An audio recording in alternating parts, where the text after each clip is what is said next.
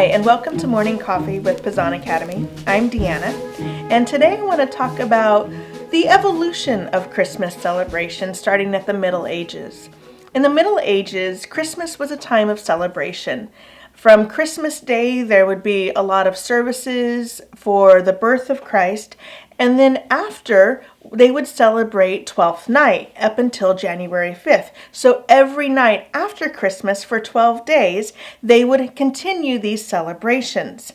Now, the Christmas traditions were celebrated in Europe, and there are some earlier influences. For instance, the Scandinavian tradition of Yule and the Roman tradition of Saturnalia, which was a festival to celebrate agriculture.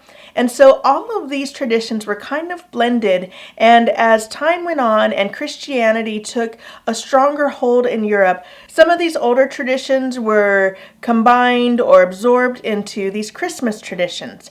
And because of that, when you get to the 16th and 17th century and Protestantism is spreading, you have a new belief that Christmas is a time to just focus on the birth of Christ, and it isn't a time of merriment and all of these earlier traditions, the Scandinavian or the Roman, that had been absorbed into Christmas. And so with this, there was a huge decline in Christmas merriment. It became more of a reflective, quiet, introspective time where you would just think about the birth of Christ and focus on the religion. All of the merriment was pretty much erased because of Protestantism. Now, you still had the Catholic traditions, and you would still have, feasts for the saints and those sorts of things, but all of the other Christmas festivals and traditions were actually banned. We have signs and advertisements by Puritan churches and Protestant churches that talk about the banning of any of these Christmas traditions. And so for quite a long time, up until the 19th century, there was really not the Christmas that we know and celebrate today. In fact, in England in the 1640s, there were 2 acts passed by Parliament and government banning Christmas feasts and festivities. In 1659, in the Massachusetts Bay Colony, the Puritans that had come over to the United States also banned any type of Christmas festivals. And so this is what was going on in the 17th century that continued into the 18th century. By the time we get to the 19th century and the Victorian age, we see a little bit of a transition though, but it happens slowly. Where do our Christmas traditions come from? Let's start with the Christmas tree.